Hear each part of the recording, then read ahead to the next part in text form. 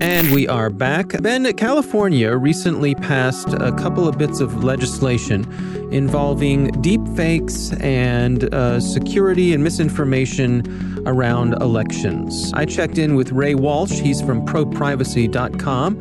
To get the details, here's my conversation with Ray Walsh.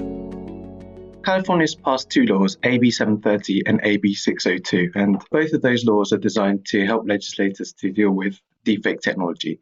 The first one, AB 730, is basically designed to make it illegal for anybody to distribute any manipulated videos that aim to discredit political candidates and deceive voters. And that law applies within 60 days of an election. Obviously, there's a lot of concern surrounding the possibility of using deepfakes during election times. And so that law is specifically designed to look at that aspect of things.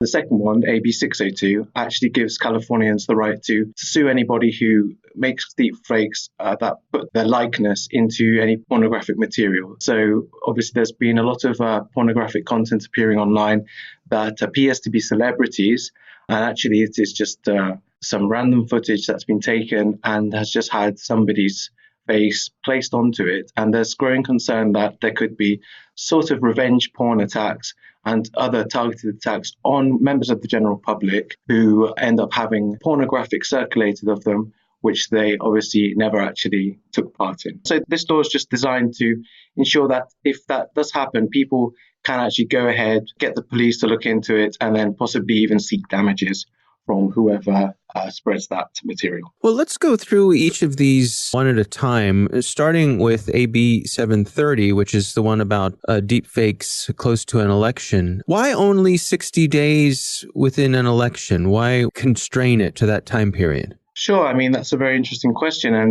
And some people would argue that there's no reason why it couldn't be actually for a longer period of time. I think one of the main reasons that they've kept it quite strict like that is that they understand that sometimes when these deepfakes appear, it can be quite hard to figure out whether they're actually fake or whether they're real. And so they need to have a little bit of time to be able to figure that out. Now, in a normal month when an election wasn't about to happen, footage could be disseminated and that could be spread quite well, and it wouldn't necessarily matter as much if a few weeks down the line it actually was made obvious and it was all over the press that that footage was fake.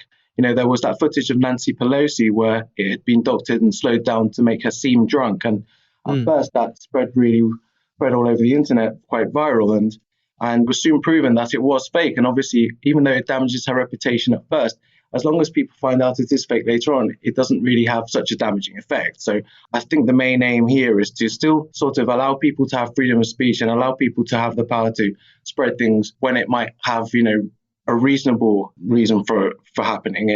Sometimes footage might have, I'm not exactly sure when it comes to politicians, I'll be honest, I'm not exactly sure why you could make a fake bit of footage that would be of interest. But I think the idea is that within 60 days of an election is when it's at most sensitive time, and when, if there was any delay in managing to prove that footage was fake, that it would have the most damaging effect on society. The most important thing we can talk about, I think, is the fact that in many respects, this legislation, even though it's really forward-thinking, and we can all say that it's a really good idea, and we can all really hope that Congress and the Senate and the House is going to think about doing this on a federal level for the whole country, passing something that would affect all states. I think that the main problem that we've got is that the legislation can only do so much, because when you make a deepfake video and you disseminate it online, it can be very hard to trace that back to any one person. So it's all well and good having a law that says whoever distributes this material is breaking the law if they do it within 60 days of an election. But unless you can pinpoint who did it, it's going to be very hard to actually bring any charges against that person anyway. And in the meantime, that footage is going to go viral all over the media. People are going to, have the right to freedom of speech that's protected in the Constitution to actually spread that material up until the point when it is proven to be fake. Because until we know that footage isn't real, it could potentially be real. And let's say there's a footage of a politician making the rounds that appears to make it seem like it would be a very bad idea to vote for them. Until you know that that's definitely not real, you may feel like you do want to share that footage with people, if you see what I mean. There's always going to be that two sides of the coin where it's, on the one hand, people will have to make a moral decision as to whether they want to share footage. And on the other hand, people will also perhaps feel that they have a duty and an obligation to spread that footage until it is proven fake, because potentially it could, let's say the election's tomorrow and something's disseminated today, and it is very damaging to that candidate, perhaps people feel that they really don't want to vote for them. Yeah, it also, it strikes me, to your point, that what if the deep fake is created by someone from another nation? It comes offshore. The long arm of the law is going to have trouble tracking down someone who's on the other side of the planet. Exactly. Let's go back to the previous election when Gucci for 2.0 actually was said to have hacked documents for the DNC and published them online, and they went to WikiLeaks. Now, when that happened later, it was proven that a lot of the material that Gucci for 2.0 published and released by WikiLeaks was actually an amalgamation of fake documents mixed with some stuff that he did hack, he or she hacked, and a lot of it was proven to be disinformation. Now, that is one method of performing, should we call, social engineering on an election, where you hack people's state of mind by spreading disinformation that makes a candidate look bad. And as far as I'm concerned, deepfakes is exactly the same sort of thing. You can create a video, it's just a much more extreme version of it. You would create a video of somebody appearing somewhere where they shouldn't be, saying things that they shouldn't be saying, or doing things that they shouldn't be doing.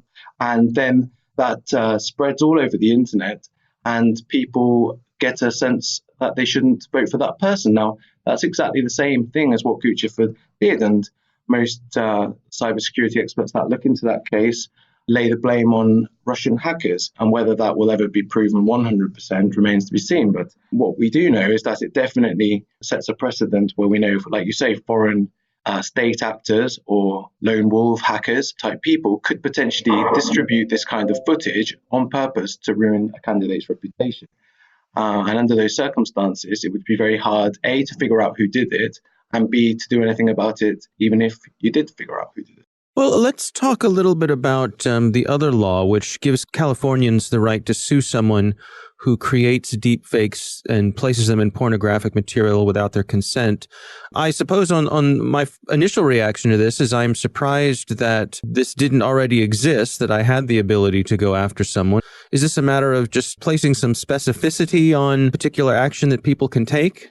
Yeah, I think that's exactly it. So obviously, as new technologies arise, it's always down to legislators to catch up with the new technologies that are being released. And unfortunately, it always works that way with tech, that first of all, the technology appears, and then legislators rush to catch up and create laws that can help people to protect themselves if and when they're used for nefarious reasons. And with deepfakes, we've already seen laws being passed for people to be able to get the law involved when there's revenge porn attacks and that sort of thing. And now the laws are just slowly starting to filter through and be made for the potential for deepfakes to be used. And actually, I think in the wild, shall we call it, really hasn't been affecting the general public that much up to now, because even though there are open source versions of deepfake making software available online, it's not really gone into most people's hands. And so we aren't seeing a lot of cases of people being affected by this kind of fake pornography. But obviously,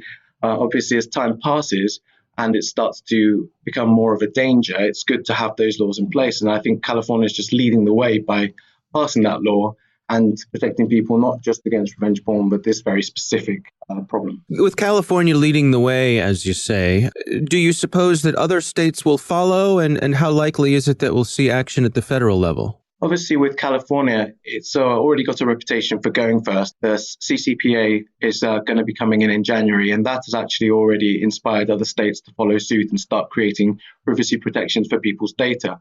So I think we can use that as the California Consumer Privacy Act as a sort of example of how this may well spread to other states. And I think we can rest assured that other states will follow suit. And whether Congress, senators do decide to propose a bill into the Senate is, we'll have to wait and see. But it certainly seems like it's something that should be tackled on nationwide level. And so we would hope that that would be something that happens. Does California's lead on this become kind of a default for other states? I guess because of the fluid nature of online communications and how online communications don't necessarily respect state lines.